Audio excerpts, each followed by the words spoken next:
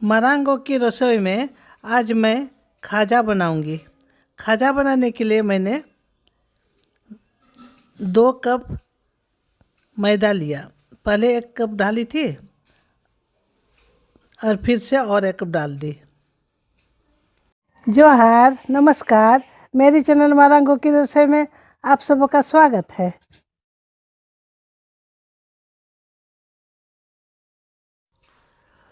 मैदा में 1 चम्मच अरारोट डाल दी।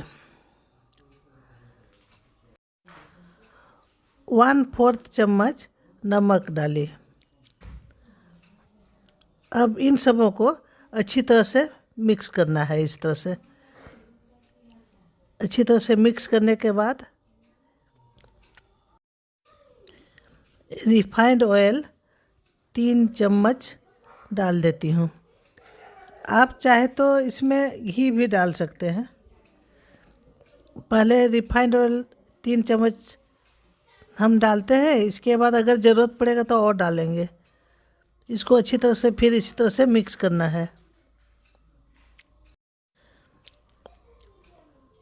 मुट्ठी बांध के देखती हूँ तो मुट्ठी नहीं बंधा रहा है, इसका मतलब और तेल चाहिए इसमें।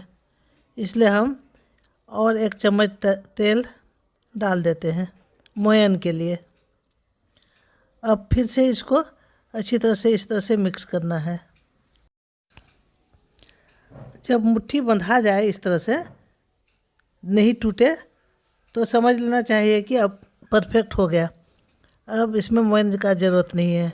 अब थोड़ा थोड़ा पानी डाल के सख्त आटा गूँथ लेना है। जैसे रोटी बनाते हैं ना, तो उससे थोड़ा सख्त गूँथना है।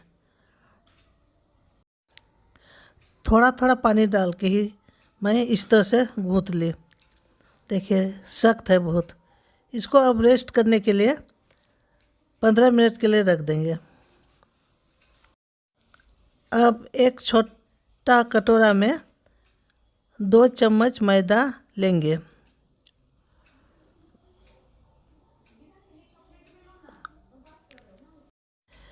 इसमें अब 2 चम्मच घी मिक्स करेंगे। आप तेल भी डाल सकते हैं, लेकिन मैंने यहाँ पर घी को डाला और इसको अच्छी तरह से फेंटना है। देखिए इस तरह से फेंटना है। अब एक पैन में 2 कप चीनी डालेंगे। हमने 2 कप मैदा लिया था ना, इसलिए हम 2 कप चीनी डालेंगे। हम यहाँ खाजा थोड़ा मीठा ही बनाना चाहते हैं, कम मीठा नहीं वरन ज़्यादा ही मीठा। खाजा तो मीठा होना ही चाहिए। और इसमें आधा कप से थोड़ा ज़्यादा, 1.25 कप जैसा पानी डाल दिए। इसको अब आंच में चढ़ा देना है और इसको चीनी को थोड़ा पकाना है, जिससे चीनी गल जाए पूरा। चीनी के घोल में हमने 4 इलायची को कूट लिया था, उसको डाल देते हैं, जिससे इसका सुगंध थोड़ा अच्छा आएगा। 5 मिनट में ही ये पक चुका है। हमारा मैदा का डो रेस्ट ले चुका है। अब इसका आगे का कार्यक्रम चालू होगा। इस डो को छोटे छोटे टुकड़ों में इस तरह से बांट लेंगे। छोटे टुकड़ों में बांट के फिर से इसको खूब जोर से गूँथना है।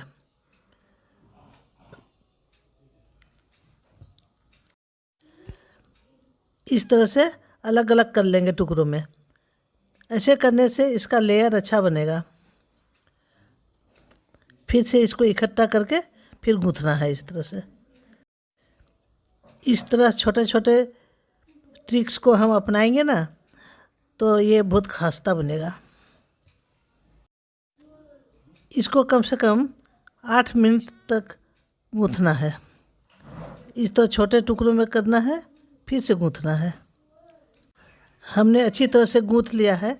अब इसको बीच में काट देते हैं और एक टुकड़ा को रख के एक टुकड़ा को फिर से लंबाई में कर लेते हैं और इसको टुकड़ों में बांटेंगे।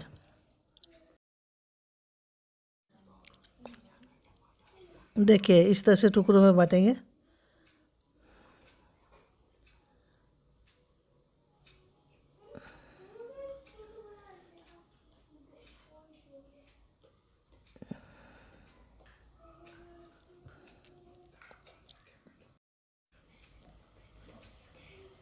इसको रख दिए हम।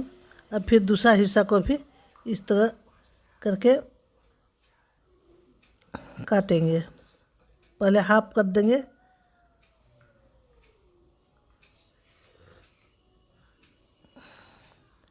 इसका भी छोटे टुकड़ों में बांट दिए।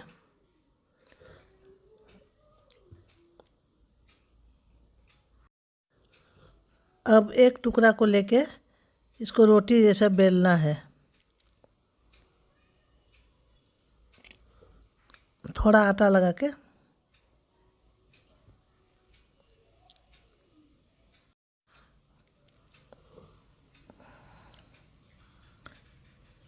इस तरह से जितना लंबा जितना बड़ा हो सके उतना बड़ा।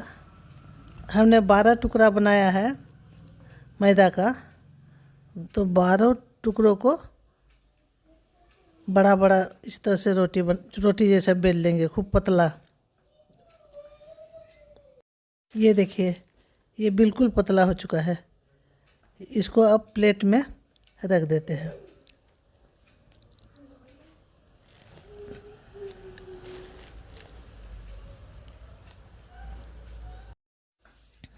ये दूसरा हुआ, उसके ऊपर में थोड़ा मैदा लगा देंगे, नहीं तो एक दूसरे से सटने लगेगा।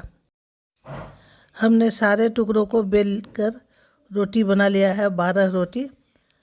अब एक रोटी को लेके उसमें हमने जो मिलाया था मैदा और घी, उसको इस तरह से डाल के उसको सारे रोटी के ऊपर में इस तरह से लगाएंगे अच्छी तरह से, जिसे पूरे रोटी में फैल जाइए। देखिए हमने बहुत अच्छी तरह से लगा लिया। अब इस रोटी के ऊपर में एक रोटी को रख देंगे। अब इस रोटी के ऊपर में भी इस तरह से घी और मैदा को लगाएंगे इस तरह। अब इसके ऊपर तीसरा रोटी हुआ। इस तरह से 6 रोटी एक के ऊपर एक रखना है। 6 रोटी को रख के हम आपको दिखाते हैं।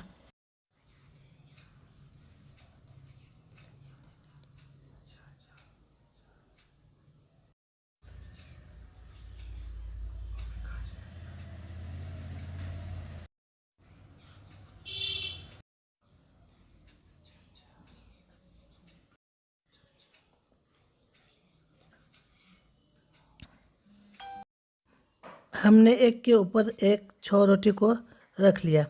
अब एक तरफ से इस तरह से मोड़ना शुरू करेंगे, सावधानी से, बीच में गैप नहीं रखेंगे। अच्छी तरह से इस तरह से पूरे रोटी को मोड़ देंगे इस तरह से। और थोड़ा सा दाब देना होगा।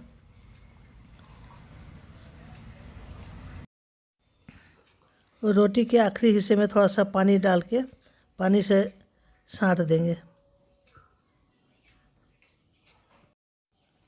अब इसके दोनों सिरों को काट के निकाल देना है।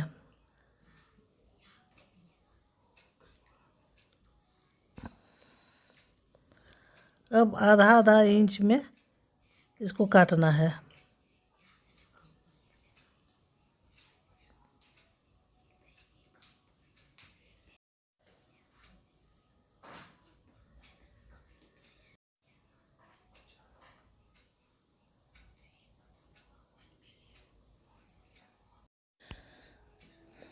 अब इस तरह से हर टुकड़ों को उंगलियों से थोड़ा दाब के रखना है एक जगह। और इसके बाद बेलन से थोड़ा सा बेल देना है, बेल करके थोड़ा सा बड़ा कर देना है।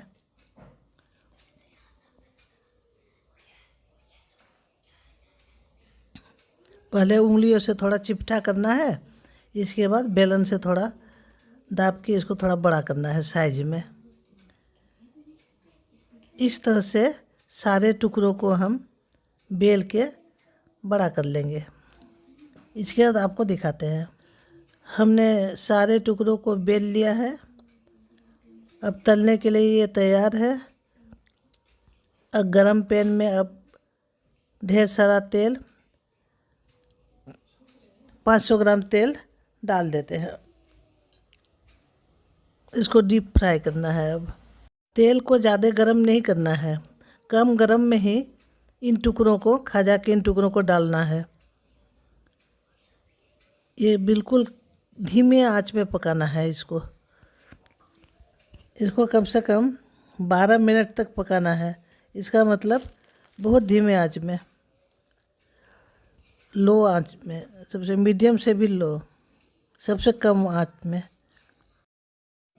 जैसे ये टुकड़े गर्म होकर ऊपर आने लगते हैं, तब हम चाकू की मदद से उसके फोल्डर को खोलेंगे। तह जो है एक के ऊपर एक, उसको अलग करना है थोड़ा थोड़ा। इस तरह से दो चाकू के मदद से ये अपने आप खुल जाते हैं, लेकिन कभी कभी नहीं खुलते हैं, इसलिए थोड़ा सा प्रयास करना पड़ता है।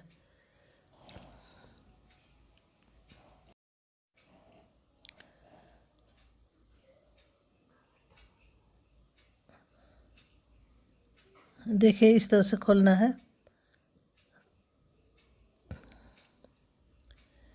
तेल हमने थोड़ा कम दिया है, थोड़ा और ज़्यादा देना होता, लेकिन फिर भी ये दोनों तरफ उल्टा करके पकाना है इसको। आँच को एकदम धीमे रखना है।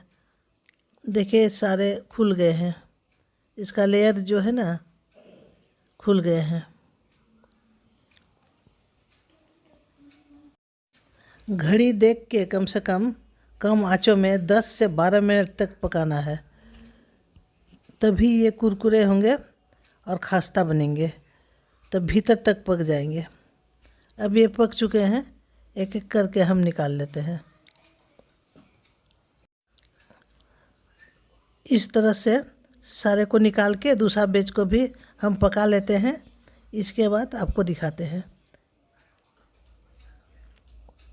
इसके बाद चाशनी में इसको डुबाना है। दूसरा बैच को भी हम निकाल रहे हैं।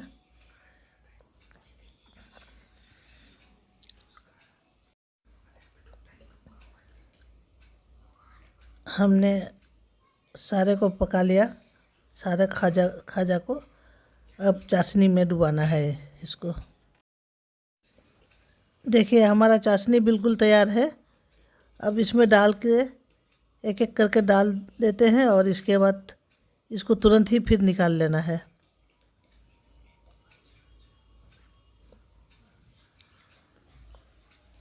उलट पुलट करना है उसी में और फिर निकाल लेना है इसको तुरंत।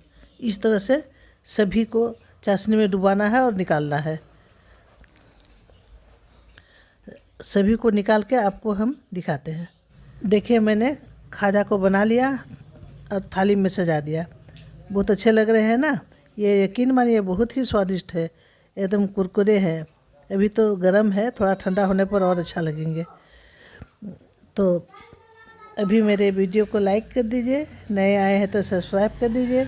बगल में जो बेल आइकन है ना उसको दबा दीजिएगा, तो मैं जब अपलोड करूँगी वीडियो को आपके पास नोटिफिकेशन पहुँच जाएगा। तो कमेंट्स करके ज़रूर बताइए कि आप कब बना रहे हैं इसको। तब आज के लिए इतना ही, फिर मिलेंगे अगले वीडियो में। तब तक के लिए बाय। अपना ख्याल रखिएगा, अपने परिवार का भी ख्याल रखिएगा।